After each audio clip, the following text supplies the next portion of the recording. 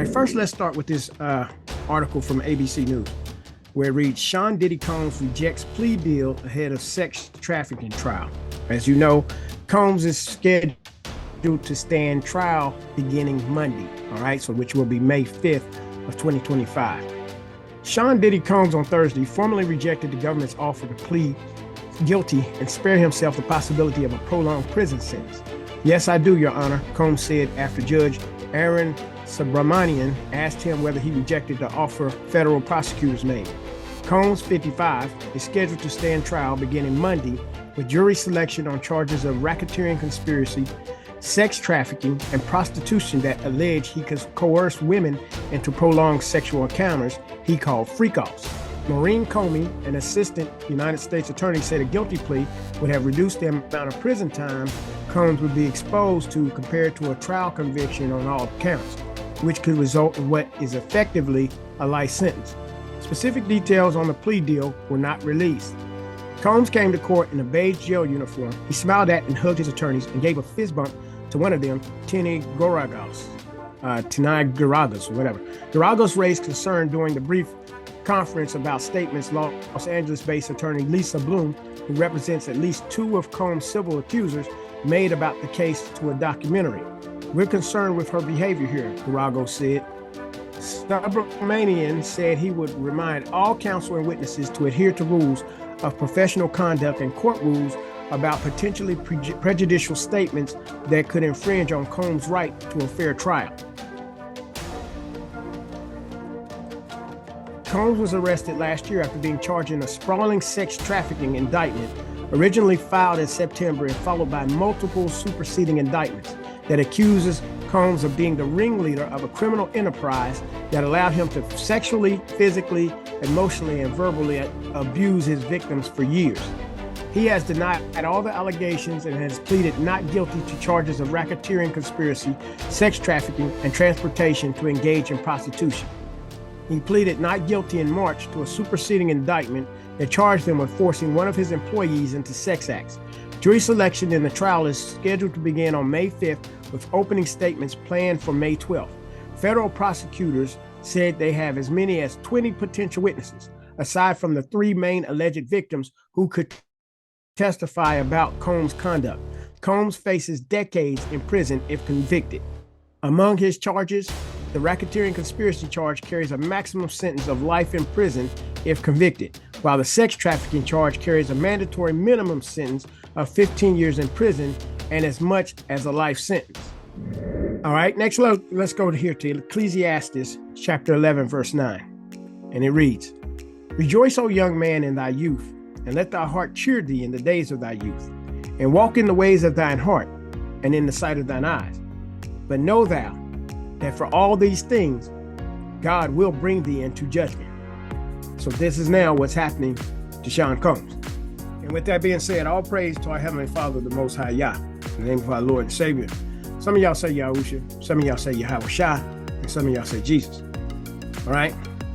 This trial is set to begin, you know what I'm saying, on Monday, May the 5th. You know, could potentially be very, very explosive as far as many black celebrities are concerned. You know, and some other celebrities, period, not even black, right? But what I want to show in this video is that, you know, where they may take down, you know, and publicly, you know, expose the misdeeds of a black man, you know what I'm saying? How deep this stuff goes in the industry, what's really going on behind the scenes, all right? Now, first thing I want y'all to see, for those of you who know, Sean Diddy Combs came up being, you know what I mean, having, you know, saying like an A&R guy who ended up, you know, being given his own record label, all right? But when he had his record label, you see what I'm saying, he still was signed to these Jewish record companies, okay? So I want y'all to see this clip from the Notorious B.I.G.'s video, all right? You know what I'm saying? Now, I'm, you know, not going to play the music for, you know, copyright, you know, things that they try to get you on. But anyway, I want y'all to see this clip, and I want y'all to watch it and see what you glean from it, and then we'll come back and talk.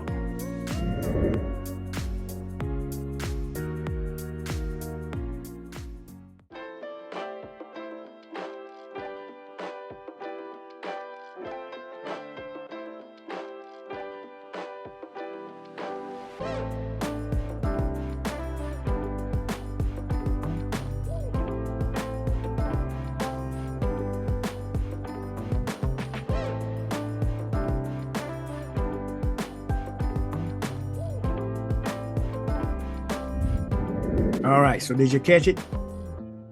See where Sean P. Diddy comes and the Notorious B.I.G. is sitting there. And they're signing these documents or contract, right? With this white guy, right? Now, what we always talk about, what is a contract? A contract is a covenant. What is a covenant? It's an agreement. Once you sign your name to that contract or covenant, basically, you're bound by the words that are written in said contract and covenant, right? And this is what we always talk about on this channel as far as who the true children of Israel is. Once we made a covenant with the Most High, you see, we are bound by that covenant with the Most High. So when we do things outside of our contract, the same way, you know what I'm saying? When you sign a contract to a record label and then you don't do anything, they're gonna, you know what I'm saying? It's written in there what they can do to you, right? It's called judgment. But it's the same thing here, you know what I'm saying? With us as the children of Israel. You know what I mean? We have a covenant with the Most High. So when we do things contrary to our covenant or our contract with the Most High said what he would do to us, okay? Now, because these Jewish people claim to be us, right? Then they would be under said covenant. And the things that happen to us should be what's happening to them, right? Because the Most High should be punishing them. Yet we see anytime, you know what I'm saying, one of these black celebrities get in trouble, how they get crucified in the media, which is ran by Jewish people, right? Including these record companies that these blacks are, you know what I'm saying, signing contracts with. Now you see in the video, Notorious Big and P. Diddy are sitting here at the table with this executive or whoever he is. They signed their little paperwork. They show how all of a sudden, you know, they're out and they're partying, they're drinking champagne and they're doing everything. But the reason why I put that in there later, that picture where you see the Notorious B.I.G. in real life, he's got a vest on and on it, he's got 666, right? He signed a deal and now he's wearing 666, the mark of the beast, right? We already know from the last video we just talked about the son of perdition, right?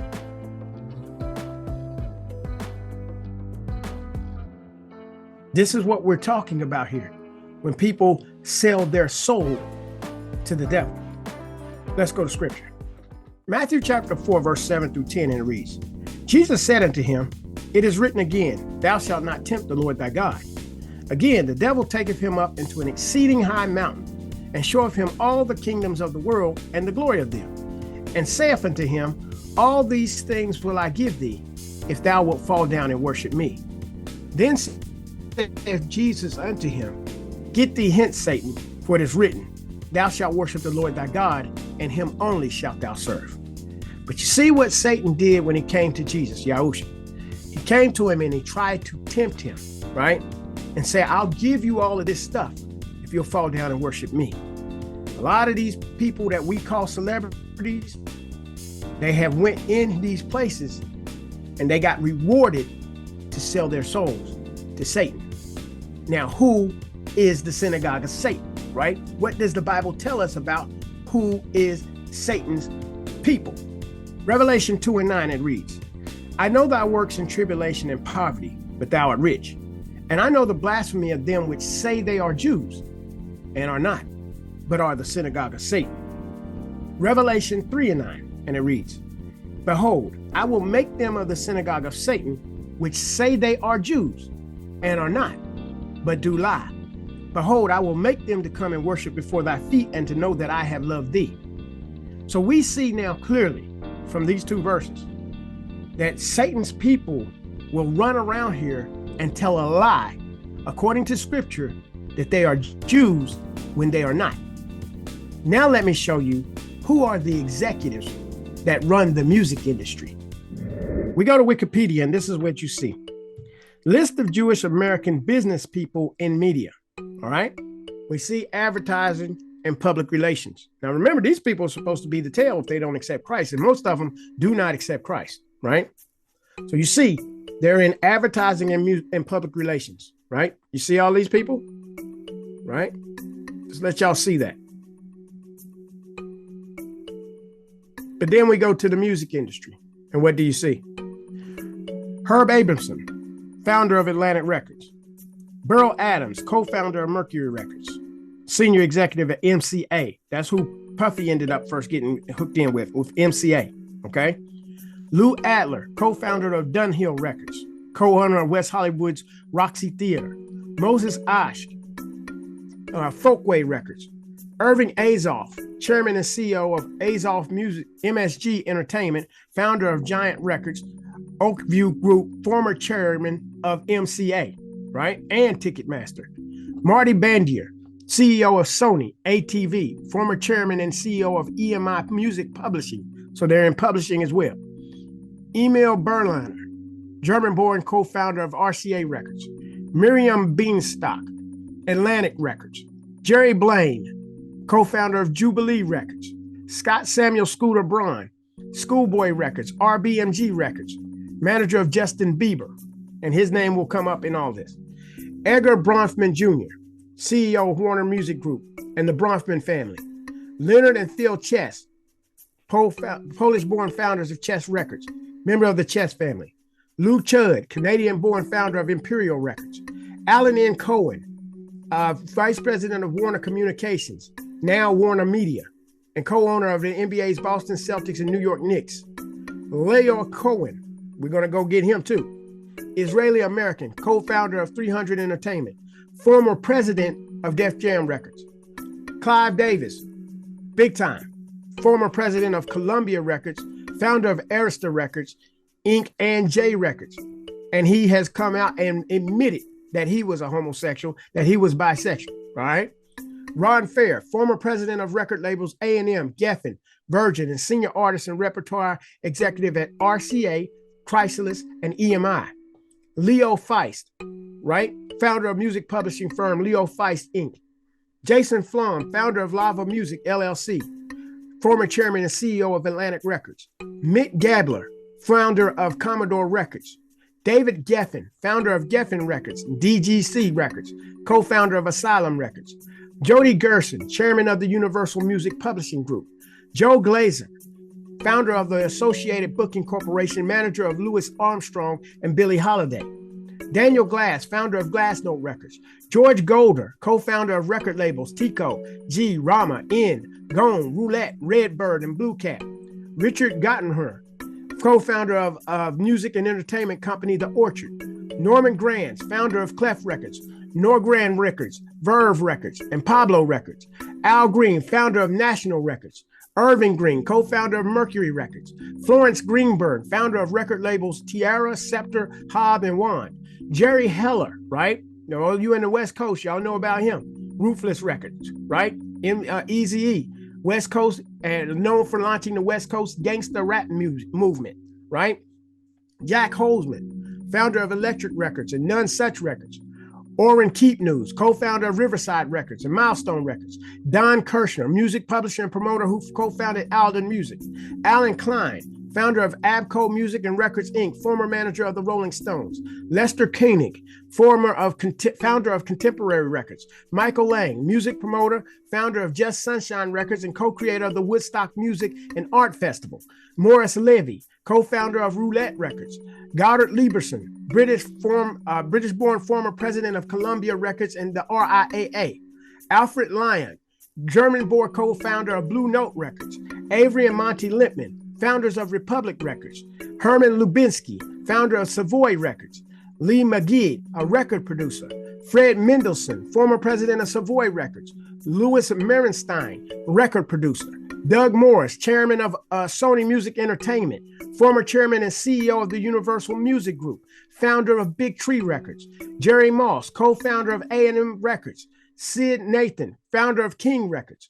Guy Osieri, Israeli-American CEO of Maverick, co-founder of Maverick Management, manager of Madonna and YouTube.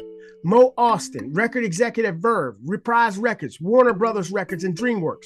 Lou Pearlman, record producer, founder of Transcontinental Records, manager, creator of the Backstreet Boys and NSYNC. Randy Phillip, former president of the Ann Schultz Entertainment Group and current president and CEO of Lifestyle. Milton Rackmill, co-founder of Decca Records and former head of Universal Pictures. Teddy Reich, founder of Roost Records. Gary Richard, president of Lifestyle North America. Steve Rifkin, founder of Loud Records and SRC Records, former vice president of Universal Motown Records, right? Elliot Roberts, co-founder of Asylum Records, manager of Neil Young and Joni Mitchell. Samuel Roxy Rothafel, theatrical impresario. Rick Rubin, co-founder of Def Jam Records, former co-president of Columbia Records. Larry Rudolph, founder of Reindeer Entertainment, co-founder of Maverick Management, manager of Britney Spears. Art Root, founder of Specialty Records. Bob Shad, founder of Time Records and Mainstream Records. Kerry Sherman, chairman and CEO of the Record Industry Association of America. Robert F.X. Sillerman, founder of Lifestyle Inc. and CKX Inc., now Industrial Media, owned majority rights to Graceland, the Elvis Presley estate. Robert Ellis Silberstein, music industry executive, former manager and husband of Diana Ross. Tom Silverman, founder of Tommy Boy Records, former vice president of Warner Brothers Records. Phil Spector, co-founder of record labels Fellis and Warner Spector, developer of the Wall of Sound formula. Jules C. Stein, co-founder of the Music Corporation of America, member of the Stein family. Seymour Stein, formerly vice president of Warner Brothers Records, Inc., co-founder of Sire Records. Bernard Stolman, founder of the ESP Disc record label. Nat Tarnopol, record producer, president of Brunswick Records, manager of Jackie Wilson. Lenny Waronker, former president of Warner Brothers Records and co-chairman of DreamWorks Records. George Wine, music producer, impresario, and founder of the Newport Jazz Festival. Bob Weinstock, former owner of Prestige Records. Barry Weiss, co-founders of Records, former chairman and CEO of the Island Def Jam Music Group and the RCA Jive Label Group. Hy Weiss, Romanian-born founder of Old Town Records.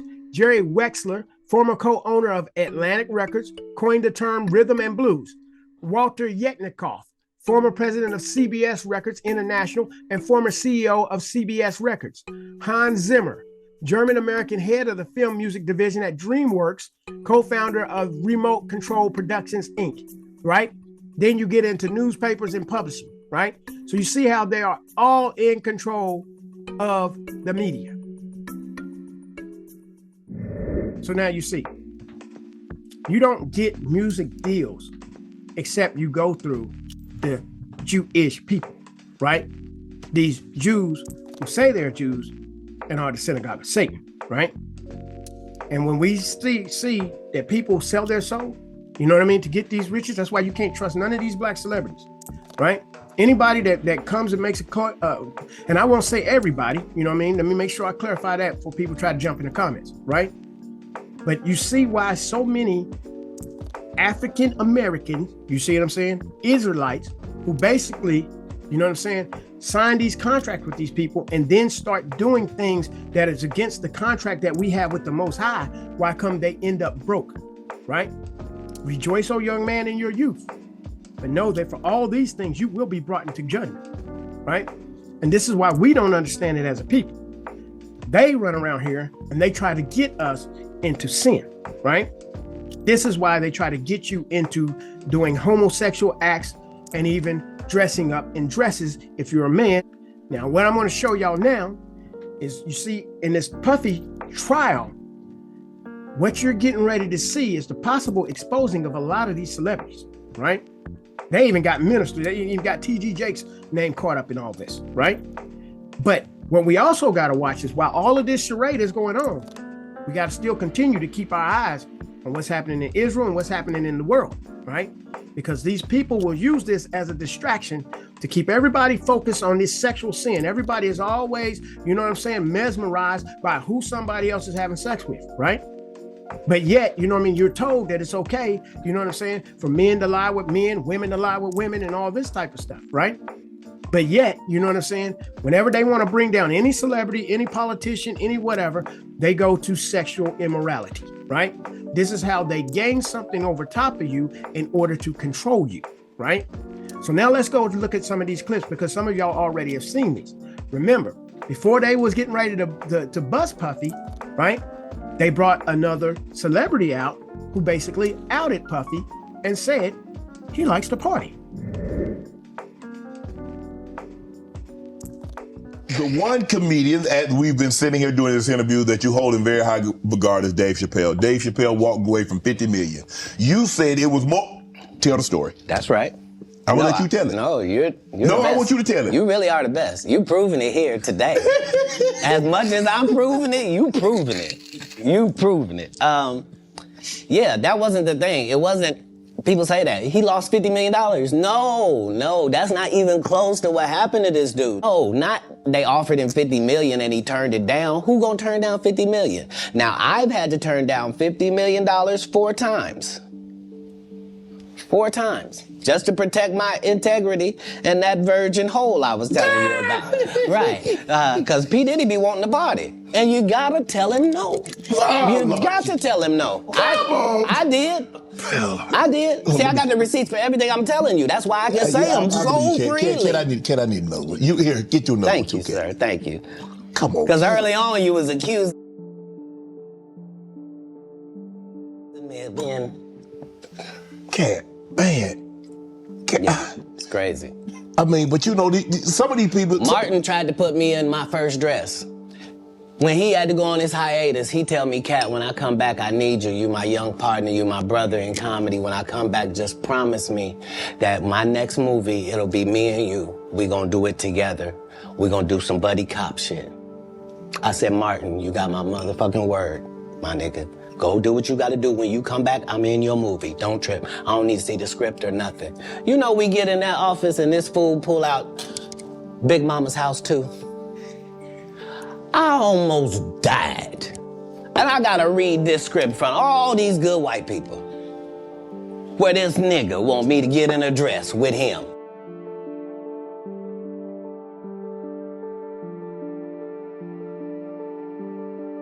And I'm literally saying to everybody, why is he in a dress again?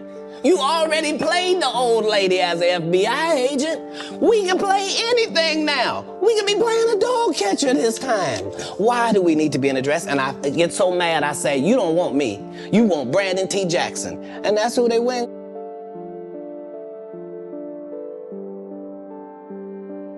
Twice I said it, they went and got him. Just like I'm telling you, I had that other dude's work. I had all of it. All I did was say, I want to punch it up so it's not offensive to real niggas. And that's how I got in this position.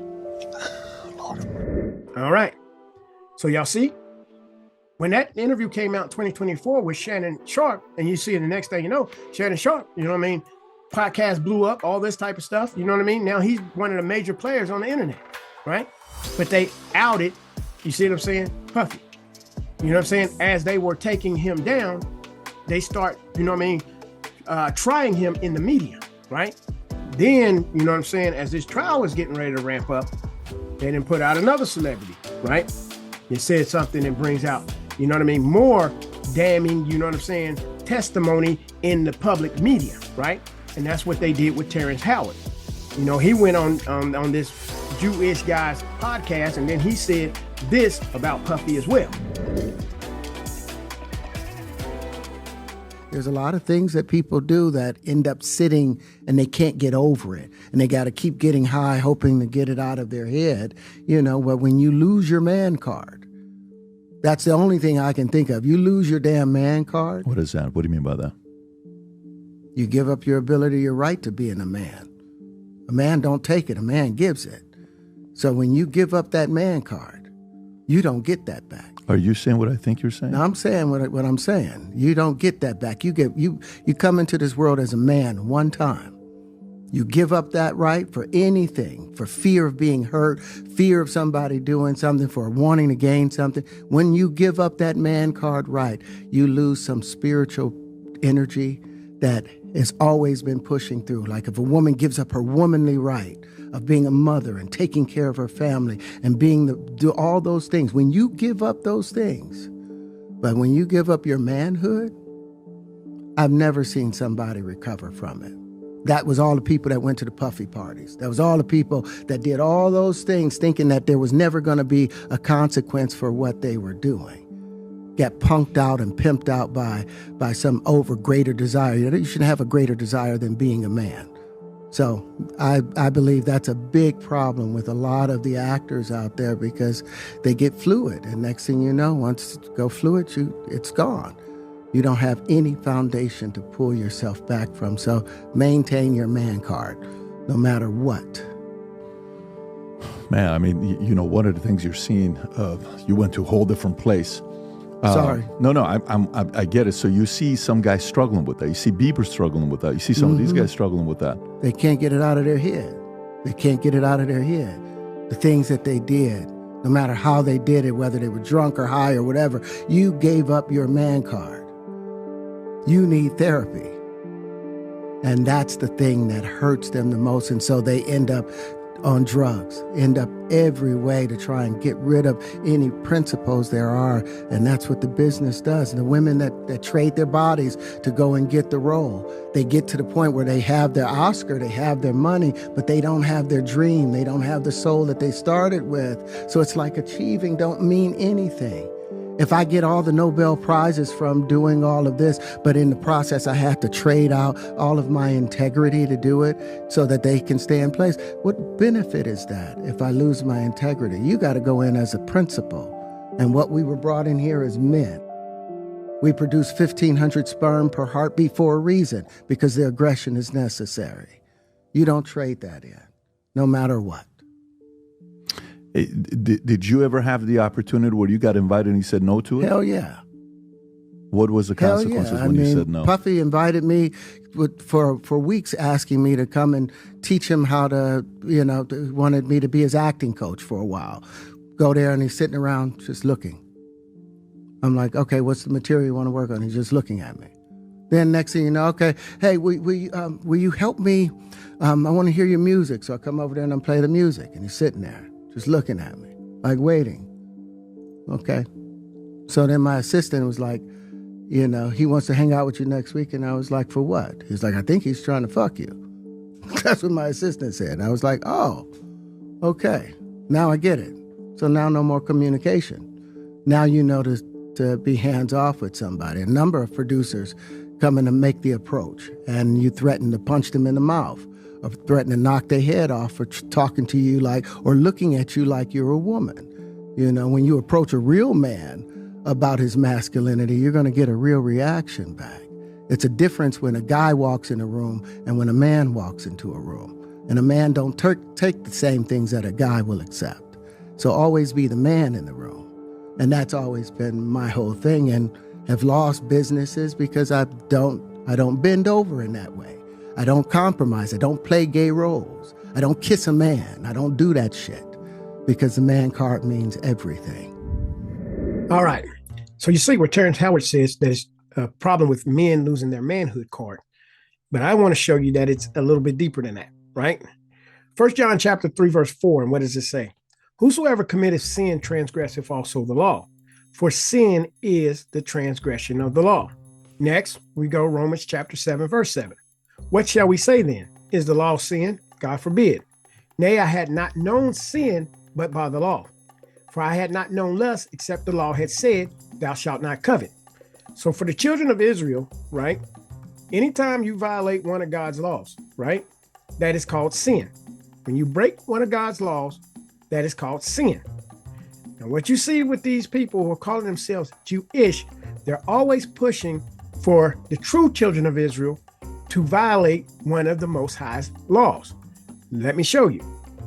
Deuteronomy 22 and 5, it reads, the woman shall not wear that which pertaineth unto a man, neither shall a man put on a woman's garment, for all that do so are abomination unto the Lord thy God. So you see, when Hollywood is trying to get comedians, actors, and everybody else to cross-dress, what they're doing is getting those actors into sin, right?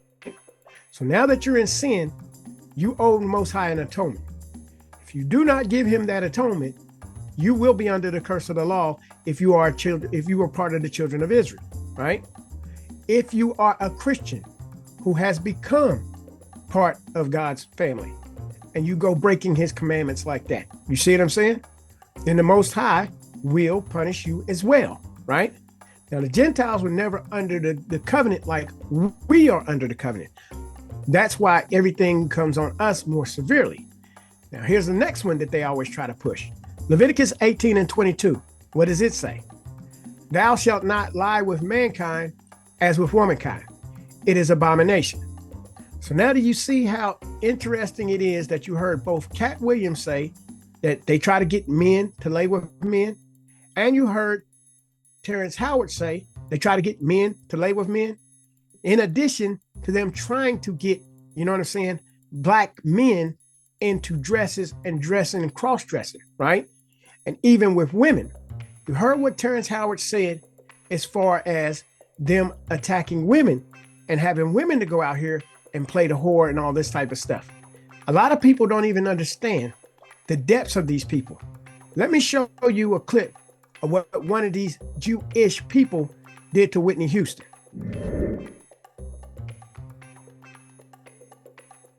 The genius. Voilà, he says you are genius. Oh, thank you. Vous êtes génial. Thank you very much. Oh, C'est bon, d'accord. a friend of Say mine. it. Voilà, he says you are great. Il dit que vous êtes très jolie. C'est ça en gros ce que tu veux lui dire. Nah, Oui. you are not Reagan, I'm not Gorbachev, so don't try, eh? I said I want to fuck her. Oui, alors je vais vous traduire. Non. He say you are great. Il dit que vous êtes très jolie. Non. Non, il a dit ça, mais ça lui arrive de temps en temps. Je peux pas vous traduire ce qu'il a dit. Il a dit j'aimerais bien vous offrir des fleurs. Pas du tout, j'ai dit, je voudrais bien l'apaiser. Il a dit. T'auras pas de cigarette. Oh my goodness. Non, That's you know, not true. sometimes That's he's not true. a little bit drunk, you know. Yeah, De temps en I temps, know. il I'm est... not drunk. He Non, must be. non, I'm not drunk non, today. il est normal. Vous imaginez quand il est Are you sous. sure? So the man in the video is Serge Gainsbourg, all right? And what does it say? Serge Gainsbourg, French. Now remember what we did about France bands IUIC? Right? These Jewish people run France too, right? But he was born Lucien Ginsburg, changed his name, just like they always change their identities. He was a French singer, songwriter, actor, composer, and director, regarded as one of the most important figures in French pop. He was renowned for often provocative releases, which caused uproar in France, dividing public opinion. His artistic output ranged from his early work in jazz, chanson, and yeye to later efforts in rock, zouk, funk, reggae, and electronica. Gainsbourg's varied musical style and individuality make him difficult to categorize, although his legacy has been firmly established and he is often regarded as one of the world's most influential popular musicians. His lyrical work incorporated wordplay with humorous, bizarre, provocative, sexual, satirical, or subversive overtones. Gainsbourg wrote over 550 songs, which have been covered more than 1,000 times by diverse artists. Since his death from a second heart attack in 1991, Gainsbourg music has reached legendary stature in France. While controversial in his lifetime, he has become one of France's best loved public figures, right? After what he did publicly to a young Whitney Houston, right? But his biography, Serge Gainsbourg was born in Paris on 2nd of April, 1928. He was the son of Russian Jewish immigrants, Joseph and Olga Ginsburg, right? He fled to Paris via Istanbul after the 1917 Russian Revolution.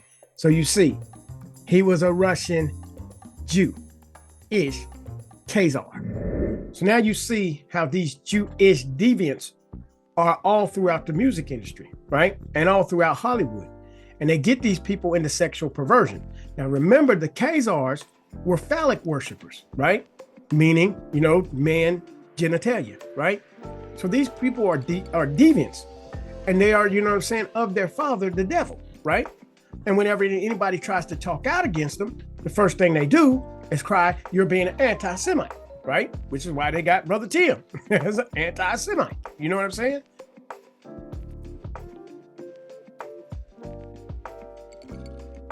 But the truth of the matter is, they're not even Shemitic. You see what I'm saying?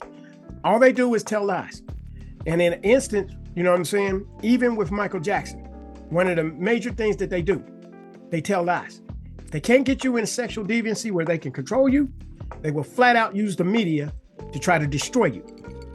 Michael Jackson was smarter than them, and he ended up owning half of Sony. He had owned 50% of Sony. And after that, they set out to destroy him. Let me show y'all the following clips. I did not realize that you can quite literally draw a direct line from Prince to Michael Jackson, to Ye, and then now to Justin Bieber and the things that they have been saying. I just want to, talk about this thing and see if we can't make it more fair. Of course, they wouldn't change, because if they changed, they wouldn't really exist. There's a disintegration going on that we really have to address. Our values have been lessened to a great degree. People can say all they want to, that there's no reason for these kids to listen to music and then go shoot somebody. But, there's something that's triggering these buttons. Record companies really, really do conspire against their artists. They steal, they cheat, they do whatever they can. We can't just say, oh, it's okay for people to super complicate deals and to collude on deals and to not look at us as human beings, as artists and athletes and actors, that we have to be willing to stand up for that to be able to change something. If they cannot control you, they will ruin you. So I started thinking over this weekend, what if we just stopped for 1 second accusing all of these artists of being crazy, and instead we started actually investigating some of the things that they've been saying? You can imagine now my understanding of the facts surrounding the MJ case, that he went to war with Sony, one of these major companies, and he was winning that war, and then suddenly the world was told Michael Jackson is or somebody is an anti-Semite. Michael Jackson, it was all of those things. Wacko Jacko, they gave him a name. How do you feel? Wacko Jacko, it's not nice. I'm not a wacko. The exact same tactics that they tried to use on me. Someone pressed a button, and there was a full court press effort to cancel Candace Owens by trying to convince the people that she just went crazy and anti-Semitic. Thank goodness I'm not from Hollywood. They institutionalized me as if it was for my good. There are a ton of people in Hollywood who, when they have tried to speak out about things that are happening to them, have received this same treatment. I believe this is what happened to Britney Spears. And I really want you to hear what I have to say.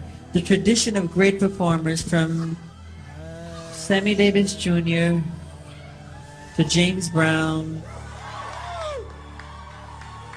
to Jackie Wilson to Fred Astaire, Gene Kelly. The story is usually the same though. These guys work really hard at their craft, but the story ends the same because the companies take advantage of them. They really do. And Sony, being the artist that I am at Sony, I've generated several $1 billion for Sony, several billion, and they really thought that my mind is always on music and dancing, and it usually is, but they never thought that this performer, myself, would outthink them. Yeah! So we can't let them get away with what they're trying to do, because now I'm a free agent. I just owe Sony one more album. It's just a box set, really. It's with 2 new songs, which I've written ages ago. Because every album that I record, I write, literally, I'm telling you the truth, I write at least 120 songs every album I do. So I can do the box set and just give them any 2 songs. So I'm leaving Sony a free agent, owning half of Sony. So I own half of Sony's, and I'm leaving them, and they're very angry at me because of it. But I just did good business, you know. Tell him! Say it, Michael! Tell the story!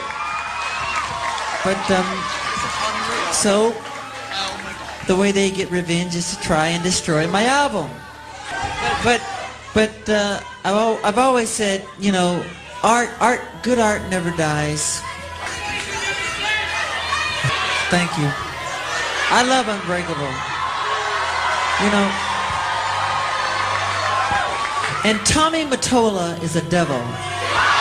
I'm not supposed to say what I'm going to say right now, but I have to let you in on a secret. Say it. So, please don't videotape what I'm going to say, okay? Turn that off, please. No what? I don't mind. Tape it. Oh!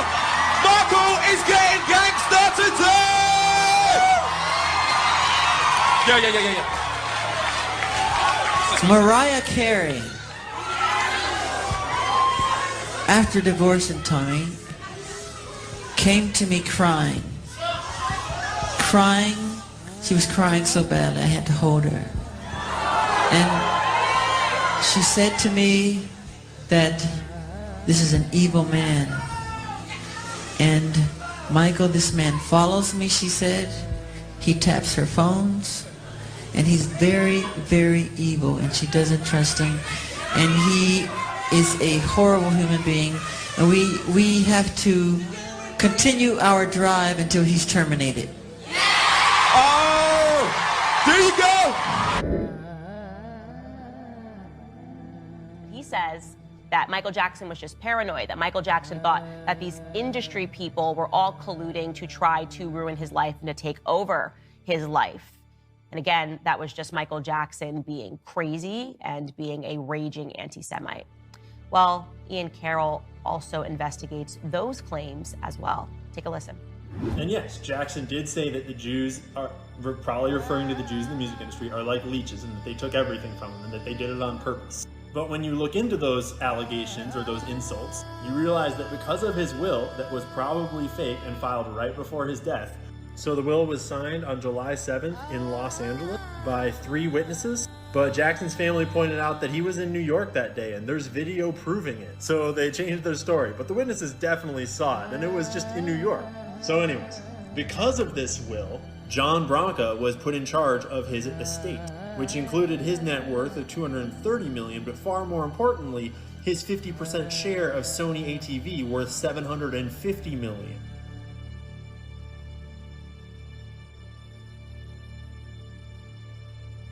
Yes, he was taking on Sony. He was going after the hand that feeds him. And when you look into John Branca, in 2003, Jackson fired Branca because he was siphoning money out of Jackson's accounts in collusion with Sony Music CEO Tommy Mottola and funneling it through a bunch of offshore accounts in the Caribbean. John Branca is Jewish, and Tommy Mottola is also Jewish. Wow. Did you guys know that? Did you guys know any of that? Because I certainly did, and I didn't realize that this was a conflict at the end of Michael Jackson's life, that suddenly they were alleging that he signed a new will and handed everything over to the very people that he was fighting, the very people that he was saying were colluding to take things from him, ended up, in the end, taking things from him, despite their remarkable mistake saying that he signed this new will in a place that he simply wasn't at. So yes, Michael Jackson's estate was transferred over to specific individuals who happened to be Jewish. So what do we make of all of this? What do we make of all of this? What do you think about all of this? Well, I'm going to be honest with you that these claims keep coming up too often in Hollywood for me to be comfortable with it. Listen, I could be totally wrong. I don't think that there's too many people that are important enough for a corporation to want to do all this to. Yeah. There's only one person, and I really mean this when I say this, and I know this is straight conspiracy theory. There's only one person I believe in Hollywood who people conspired to actually take down. Who? I'm talking about a mass conspiracy. Anytime they take you down, it's people conspiring. Yeah. But it's usually because you did some shit. Yeah. But I think that there's one person who they really took down because he had too much power, and I believe that person was Michael Jackson. Wow. I truly believe that. And the reason I believe that is because you can look into the story. You know, we had Deion Cole on Breakfast Club today. Deion Cole told us a story about how he got high with Paul McCartney, and Paul McCartney told him, Paul McCartney and Michael used to be real cool. Paul was telling Michael, like, yo, you got to get your business together. You got to get your business right. He told him about the publishing game. He bought the Beatles publishing. Michael ended up getting so big that he bought the Beatles publishing. The Beatles publishing was worth so much that literally Sony gave Michael Jackson half of their publishing company just to own the Beatles catalog. So whenever you used to see, look it up. Whenever you used to see Sony ATV, that was Sony, and ATV was Michael Jackson's publishing company, right? Imagine how powerful a black man is when he owns half of or majority of the music industry's publishing. And in some cases was even giving publishing back to some of the artists. He gave Little Richard his publishing back. I don't know how many people he did that to, but he gave Little Richard his publishing back. Look, in 2016, and this was in 2016, Sony paid $750 million to acquire Michael Jackson's, 50% stake in Sony ATV Music Publishing, a joint venture that Jackson and Sony formed in 1995. This made Sony the sole owner of the world's largest music publishing company. I believe, this is all conspiracy theory, this is brilliant idiots, by the way, we just talking, this podcast. I believe that Michael Jackson had too much power in the music industry, had too much control over the most valuable asset in music, which is people's publishing. And I believe they had to take him out because of it. Smear his name, eventually get him up out of here. In 2016, they got it back for way cheaper than they probably would have paid if he was still alive. All right, so you see, even though Michael Jackson made all that money in this world, at the end of the day, if he sold his soul for that money, you know what I'm saying? What did it profit you, right? Because at the end of the day, no matter who you are, I don't care whether you sell your soul or not, we were taken from the dirt and we got to go back to the dirt. So we pick this up, Mark chapter 8, verse 36, and it reads, "For what shall it profit a man if he shall gain the whole world and lose his own soul?" Matthew chapter 6, verse 24, and it reads, "No man can serve two masters, for either he will hate the one and love the other, or else he will hold to the one and despise the other. You cannot serve God and mammon." Mammon being the god of the riches of this world, right? So you see, with all these artists, all these actors or whatever, because of who they have to sell out to, right? The synagogue of Satan, in order to get this wealth. They don't get to, go out and promote the gospel and tell the truth about the Most High Yah and who are the true Israelites, right? That's why any of them that try to use their fame, they come out and attack them just like they did in the canon and threaten to take everything away from them. So you see what I'm saying? You're going to have to serve either God or mammon. You got to choose. Next, we go to 1 Timothy chapter 6, verse 10, and it reads, "For the love of money is the root of all evil, which while some coveted after, they have erred from the faith and pierced themselves through with many sorrows." And this is what you see for a lot of people who make a lot of money in that entertainment industry. They end up on drugs, you know what I'm saying? And end up having serious family issues and everything else. And a lot of them don't ever even make it to C70. All right, so as y'all see, when you look at that last clip with Charlemagne the God, right? He's on here talking, and what does he say? Conspiracy theory, conspiracy theory. You see what I'm saying? That's why you can't serve God and mammon. He's not going to come out and tell the truth on the synagogue of Satan.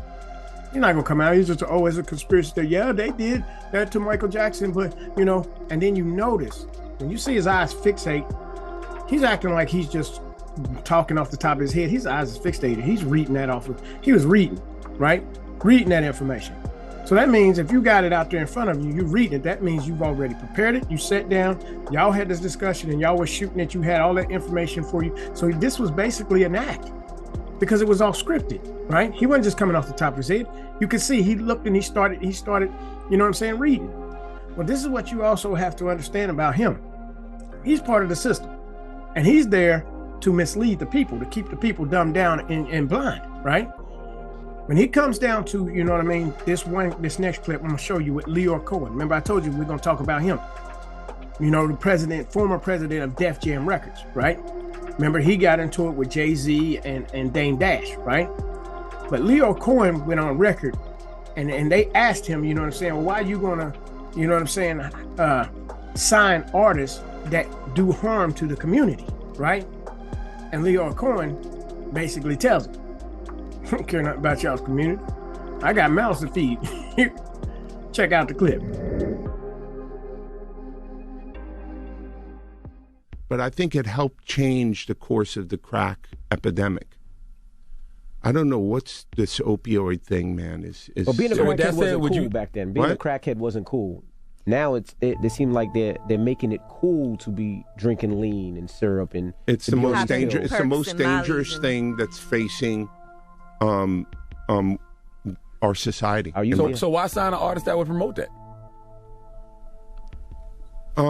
Because I already answered that question. You weren't paying attention. She asked me talent or issues, and I said talent. But I have to. I can't give up on people. But I'm saying that's hypocritical, though. You're saying the it's opportunistic. Yeah. I got people to feed. I got a business to run. You're gonna make Dame Dash take this clip and call you a culture vulture. Who's Dame Dash? You brought him up. I don't even know him. So you bring his name up. I don't even know him. So y'all made a lot of money together. Made a lot of money. Come on, Leo. Don't do that to him. I don't know him. I really don't. So, I don't know what to tell you. So as y'all see for yourself, he sit there and he told it. You know what I'm saying? Don't care nothing about your community. You know what I'm saying? But then he goes on to tell that lie and says he don't know Dame Dash, right? I don't know him.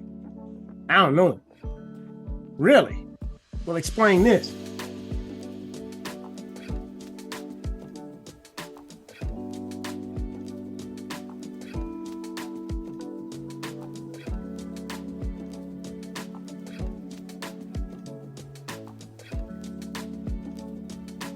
Not like long question, but for hip hop people, it always pops up. Is Leor the reason Jay-Z and Dame Dash is not together?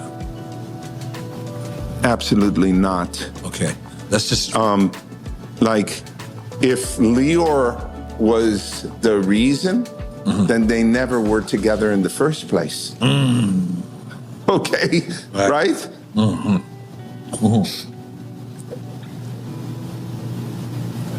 Mic drop. Oh my God. Now, as y'all can see, we got evidence that you knew the man. Then when, you know, you were asked that question, and you did your little mic drop, right? You didn't say, Dame who? I don't know who he is, right? You went right into it. You know exactly who he is. So not only are you a manipulator, but you're a liar, right? And what does the scripture tell us about liars? John 10:10, and it reads, "The thief cometh not but for to steal and to kill and to destroy." Yahushua, Jesus said, "I am come that they might have life and that they might have it more abundantly." John 8:44, and it reads, this is Yahushua, Yahushua, Jesus, talking to unbelieving Jews, real Jews, not these fake Jews, but this is what he was saying, even to them. "You are of your father the devil, and the lust of your father you will do. He was a murderer from the beginning and abode not in the truth, because there is no truth in him. When he speaketh a lie, he speaketh of his own, for he is a liar and the father of it." All right? So now you see who the liar is. And you see the places that the liar sits in, and how he's stolen from artists, how he's manipulated artists, how he's lied about artists, how he's taken artists to courts in their kangaroo courts and defrauded artists, and at the same point in time, how they've murdered artists, right? This is a wicked game. You go out here to sit at the devil's table. You sit at the devil's table, you got to eat the devil's food, you're going to pay the devil a price. And this is all that's happening to Diddy right now. And a whole lot of these black celebrity puppets that a lot of people have idolized, and that's key word, idolized, by the Most High told you, don't make any idols. You don't even make idols out of men. And this is what they have done to our community by raising up these celebrities and telling them, yo, these are your people. These are great, wonderful people. You should listen to them. You should hear them. Why? Because they can't come in and talk to just everybody's community. So they got to raise up somebody within somebody's community and make them the leader. Make them look like they're so rich and wealthy. And if you just follow them, you'll be rich and wealthy too. But they build these leaders up. And then after that, they poke, they make fun of, they mock, and eventually they defame them and they destroy them, right? So that you're left with, your whole community being destroyed by these same people that you once looked up to. So this is all that's happening to another of these black celebrity puppets. They raised him up. They allowed him to push homosexuality with women, turning women into bisexuals. He's rapping about all that. They allowed him to, push alcohol and all this type of stuff within our community. They allowed him to go and, have these freak off parties and all this type of stuff. And when he thought he probably had some of them and now he's going to try to sue them, now they say, okay, we'll throw you to court. We run the courts. We run the judges. And we'll put a case on you and we'll put your butt behind bars for the rest of your years, right? But see, this is also the Most High's judgment. Remember how we started this. Rejoice, O young man, in your youth. You go after all the desires of your heart. But you understand, for all these things, you will be brought into judgment. With that being said, I thank y'all for watching. Hopefully, y'all learned a lot in this, right? We need to pray. Stay anchored with the Most High. Understand who our adversaries are, right? And we pray for the Most High. Forgive us for our sins and our iniquities. Avenge us of our adversaries and bring us back into the land that you promised our forefathers, Abraham, Isaac, and Jacob, in Yahushua's holy name. Thank y'all for watching. Till we meet again. Shalom.